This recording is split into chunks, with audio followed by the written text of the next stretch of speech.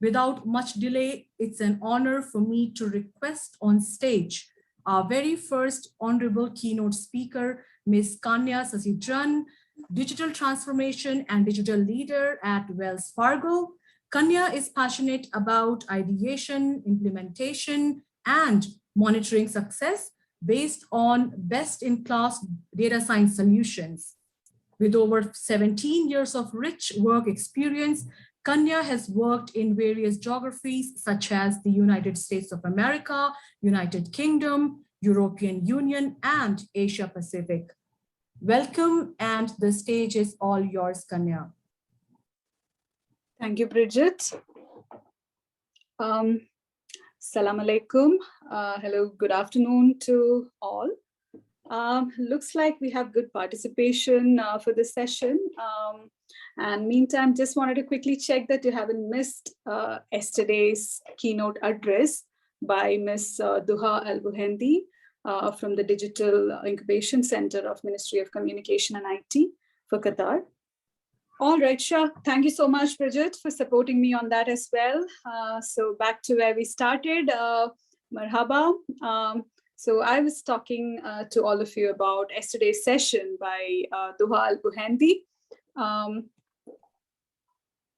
So we had Duha talk about how Digital Incubation Center is fostering startups and working towards boosting the ICT innovations in Qatar.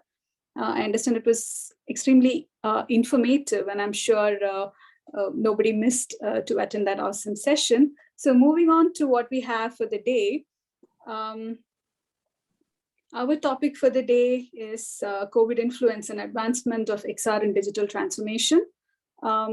But before we start, I need an answer from you guys. You know, a poll was also run. I'm not sure how many of you managed to give your input there. The question that I have for you is, what do you think would be the next disruptive technology that will take on the digital transformation landscape altogether across industries? It could be any industry. So once again, the question is, what do you consider is the next technology that will disrupt digital transformation landscape across industries? All right, we will come back to that answer. So if you have an answer, please feel free to put that on the chat. So stepping into what we have for discussion today, moving to the next slide. So what we are trying to see here is how XR is going to be disrupting digital transformation across different industries in the next 12 months. So this Mordor report indicates that a huge percentage of increment is going to be seen in healthcare and medical devices. So as on a regular basis, we get to see a lot of XR advancement in retail and related space. The businesses which we kind of interact with on a daily basis is where we get to see a lot. Of course, healthcare and medical services is definitely not the one which most of us don't interact with that on a daily or a frequent basis. But looks like that is one area where a lot of investment is being made with respect to how XR can be utilized for the better future with respect to business and services. And in general, from the same Mordor reports and intelligence, what we understand is just before the pandemic hit us, there was definitely a plan to invest a lot in XR. But then right after the pandemic, situation has changed in multiple scales. Now, when we look at, say, 2021 to 2026, the market increase in XR market is going to be a 62.67 annual growth ratio in percentage.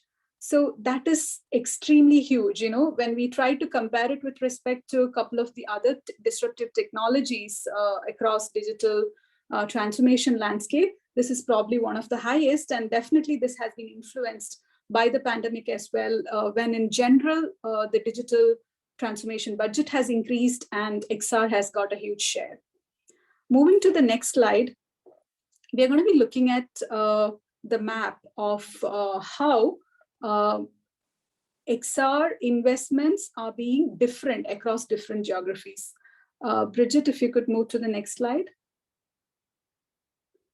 Cool. So there we see, what we get to see there is how the investment is going to change. So the red could also indicate that the investments in GCC region is relatively low because there is already some scale of investment that has been done. And in some other parts, which is indicated in red, indicates that there is not much information around the investment planned in those regions for XR. So this is quite indicative based on the Perkins Gold report. But in short, the volume of XR investment is going to grow exponentially, I would say. It's like 62% CAGR that we are looking at. Moving to the next slide.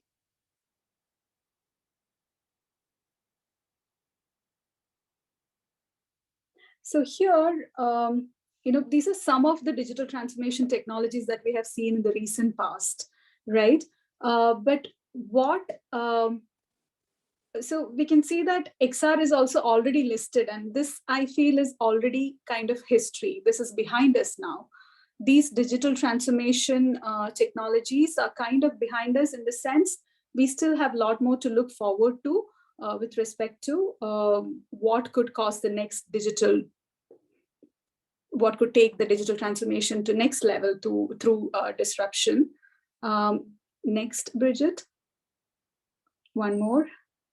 Yeah, in the next slide, we'll see what next. So this is where I wanted to take your input with respect to understanding what is going to be the space where the chief digital officer would invest more with respect to the digital investments they are going to be making. So obviously, during the last 18 months to 24 months, what we have seen is that the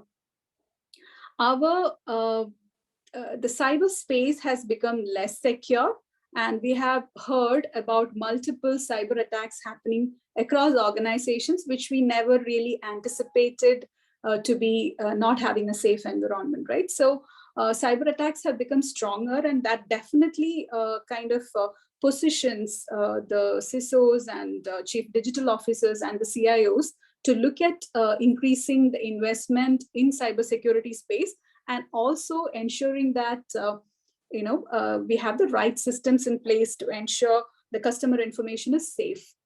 Now, artificial intelligence again, AI/ML algorithms are already there in place with respect to when we started understanding the need for data and how we can utilize the available data to impact or influence the decisions that our customers are making. With respect to that, we were already looking at data to a good scale. But now, in the recent times, there is also a lot of investment with respect to AI in artificial intelligence.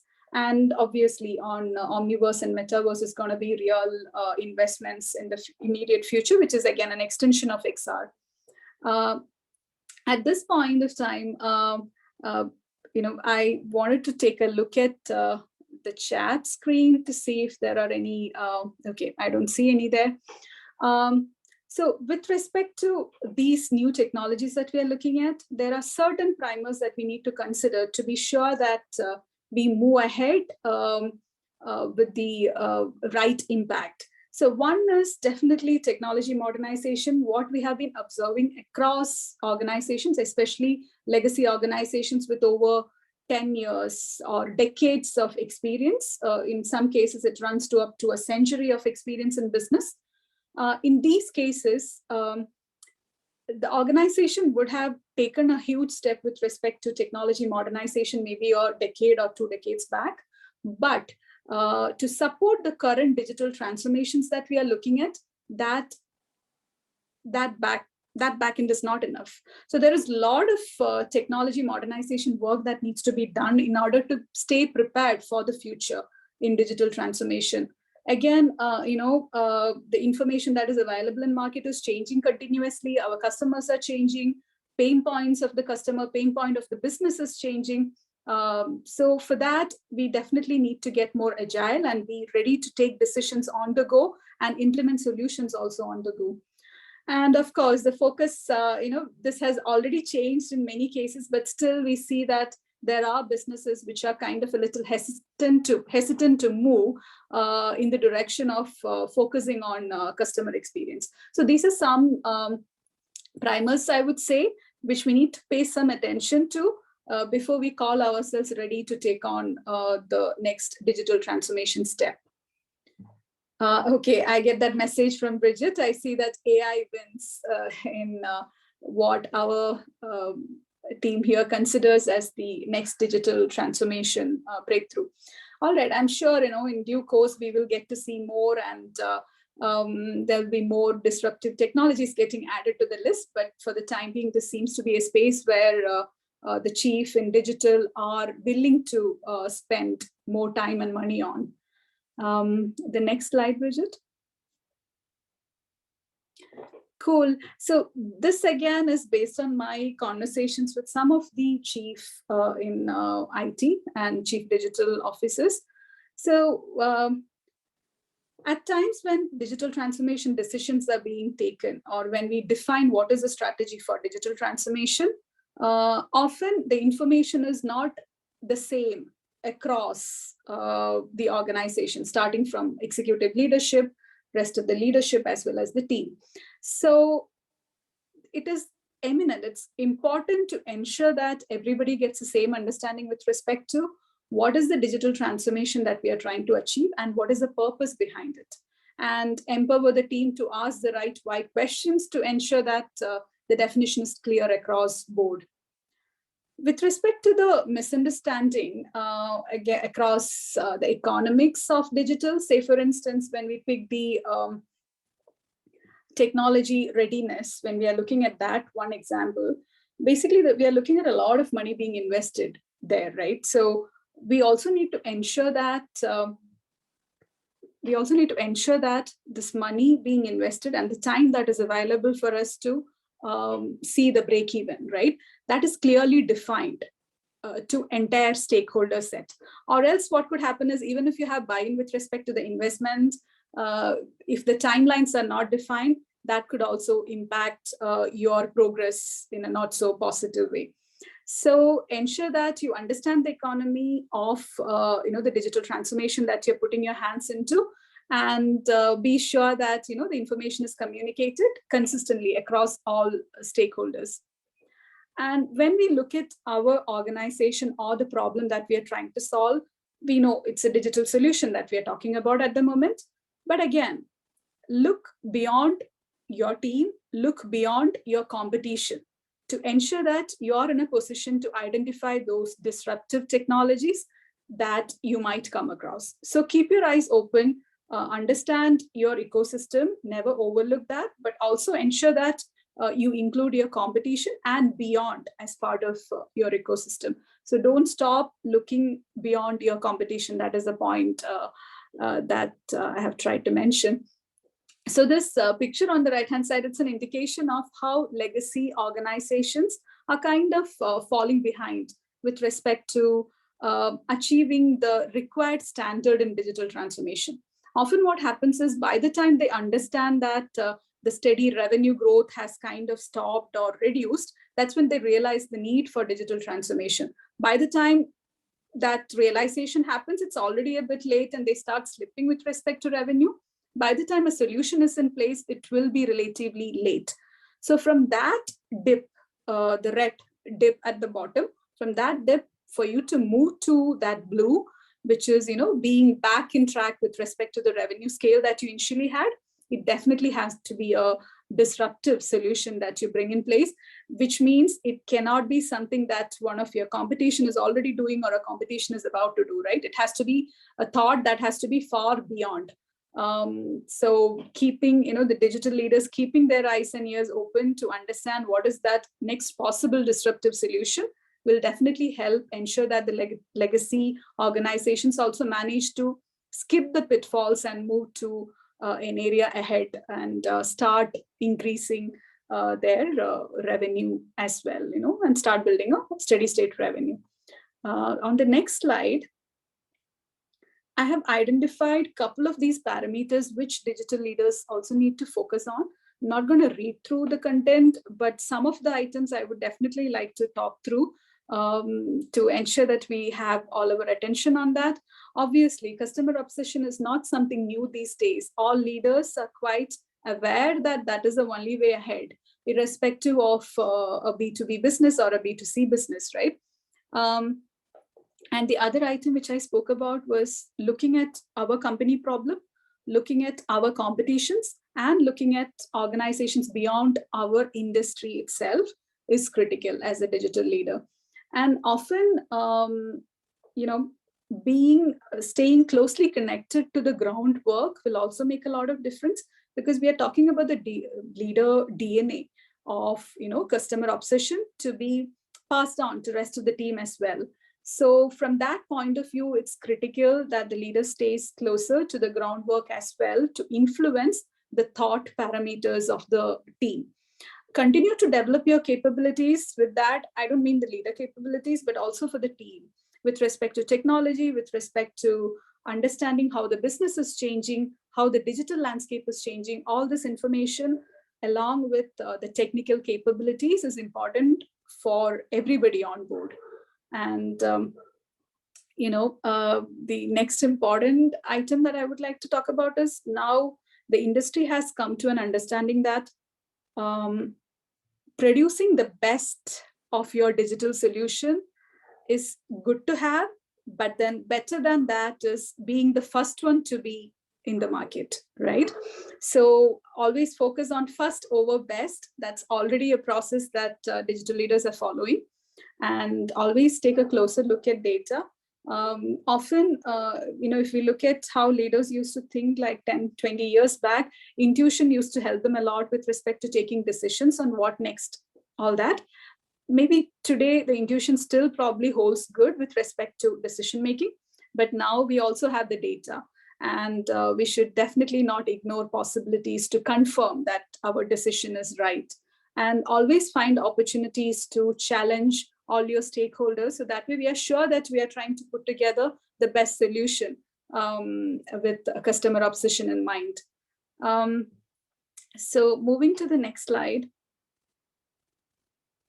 Sorry to interrupt, Kanya, maybe a minute or two. Yep. All right, sure. Thanks. So when I was putting this content together, something that came to my attention is that we all have this two-part, our personal side and the professional side. As the professional, when we look at possibilities of exploring the best out of the technology, we shouldn't forget the personal side as well. The term itself, right? One of the technologies that we are talking about is virtual reality, which is practically an oxymoron, opposite words put together, virtual and reality. So at least for the other side of our life, let's, moving to the next slide, let's ensure that we keep it real for the next generation as well, allow them the opportunity to get the hands dirty the natural way. Few clicks there, Bridget, and we can move to the last slide. So let's ensure that we take our effort to ensure that the next generation gets to experience real reality as well. And with that, I want to thank the organizing committee for this opportunity. Thank you so much, Shukran, and I wish you enjoy the rest of the sessions as well. Thank you so much. Well, thank you very much, Kanya, for an extremely interactive keynote presentation. In fact, the inaugural keynote presentation, and we definitely value your association with us here today.